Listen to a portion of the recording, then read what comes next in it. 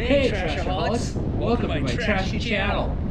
Tonight, getting some trash off the beach at Dillon's Beach.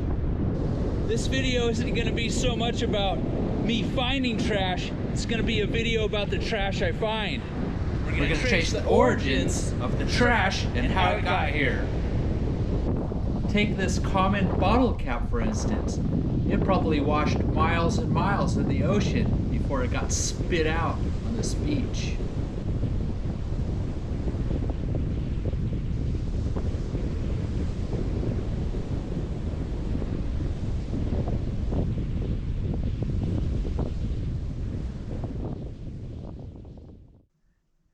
I did some solo truck camping last night. I'm in this big campground filled with RVs and trailers and all kinds of generators running. It's not my scene. Did a little beach combing last night and got some microplastics. But I think I'm gonna head up north about 20 miles from here and do a little more beach cleaning. Looking for microplastics. The beach behind me down there, it's one of my favorite beaches. It doesn't even have a name. That's how cool it is. You gotta think of this ocean as a snow globe of microplastics. Obviously, not all the trash that I find is land-based, washed into the ocean, spit back out on the beach. Some of it's left here by bozos.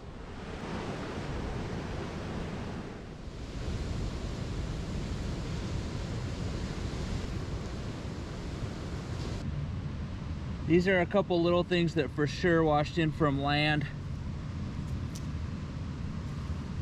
Very small things. Just tumbled in the ocean till it's spit out on the beach.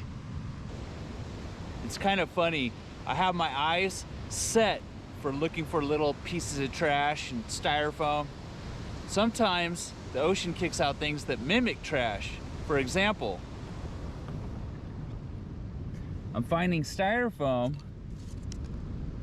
but then there's these shells that look like styrofoam.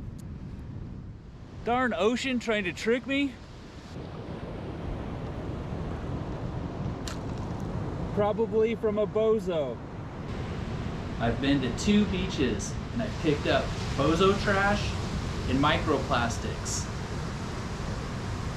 Now it's time to compare my findings with neighborhood trash. 35 to 45 miles away inland.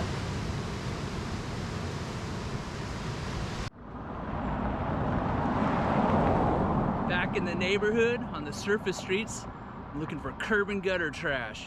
Curb and gutters are directly connected to the environment. Plastics, definitely on its way to becoming microplastics.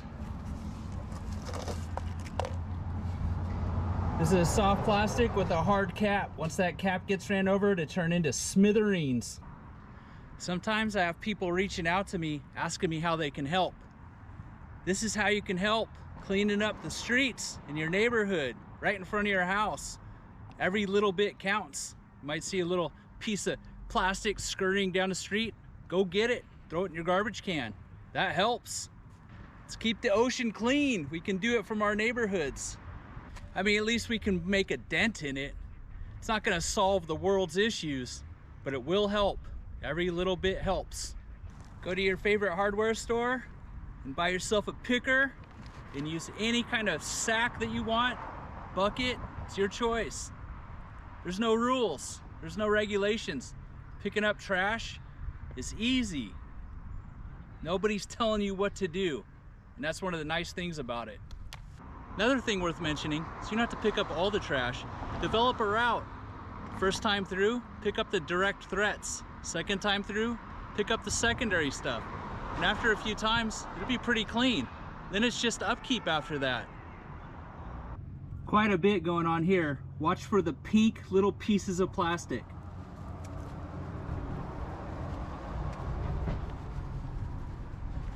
Those have been ran over several times.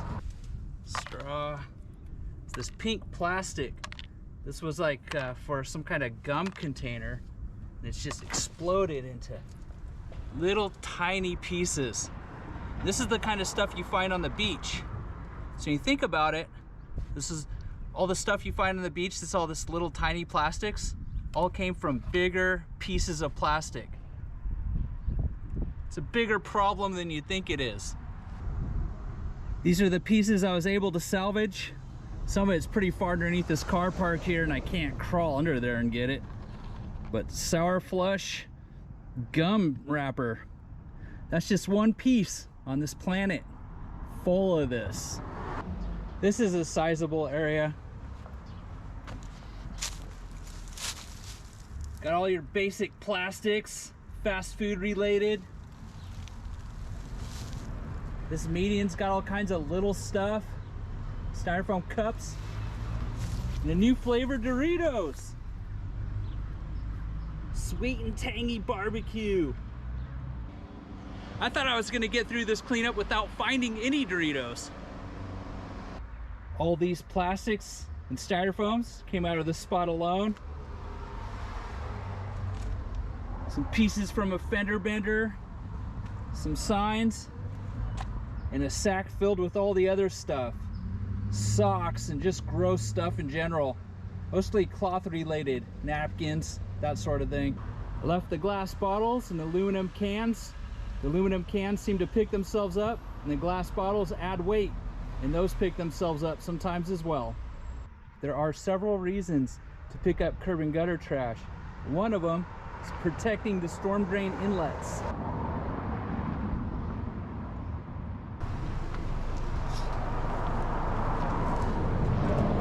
Duct tape.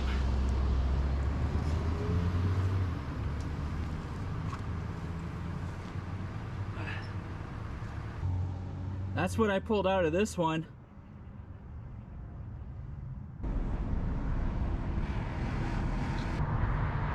Now here with my brother Luke. Howdy. We're popping open storm drain inlet lids, looking for what's hiding inside, waiting for the rains to push them out into the ocean. There's a lot of stuff. You'd be surprised what those things will accumulate. All right, we're popping lids on these storm drain inlets, and this one surprised us with all this stuff in there. All these plastics and clothing out of one storm drain inlet. And this stuff's just sitting, waiting for the rains to come to push it out further into our watershed system. Look at all these plastics, just all kinds of them in one storm drain inlet.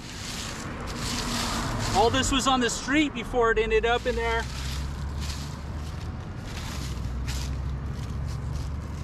Little wrapper pieces, corners.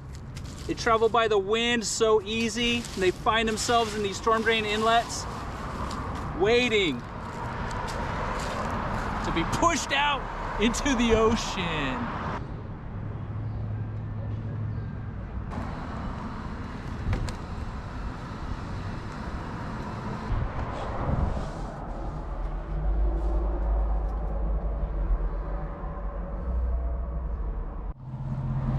I'm over here with Luke cleaning out the storm drain inlet. We're getting some stuff. It's not like that other one we were at. The wind's picking up, so we had to put some in the bucket. This is the lighter plastics right here. These plastics blow in the wind so easy. You have to contain them as you pull them out.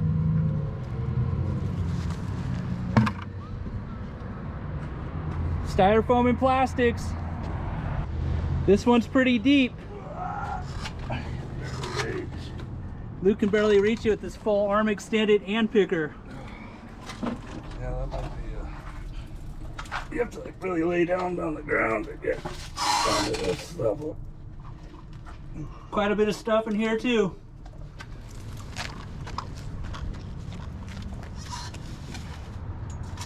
Out of this storm drain inlet, got about 3/4 of a 5-gallon bucket, and we're done. That's it. It's a wrap. It's a wrapper. This is the garbage collected from this cleanup.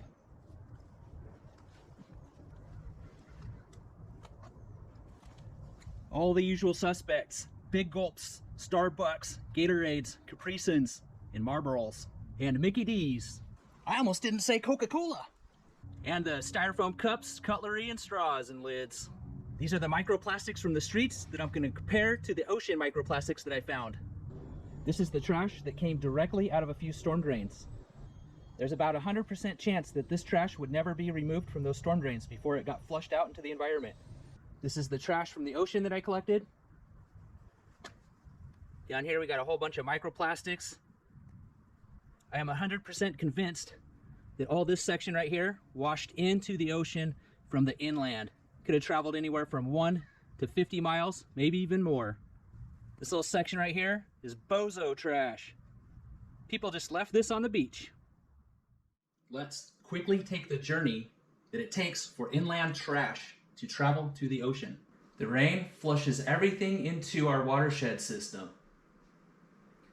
Oopsie daisy, getting the trash out is harder than it looks.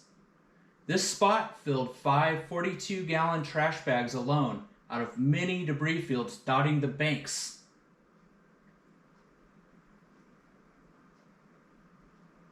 Here's the river pushing all the plastic and microplastics out into the ocean during flood season. This is broken down street plastics. This is broken down ocean plastics. A lot of the ocean plastics washed in from the streets. This is bottle caps. This is bottle caps. Got a styrofoam. Over here on the street, we still have a styrofoam cup that's intact.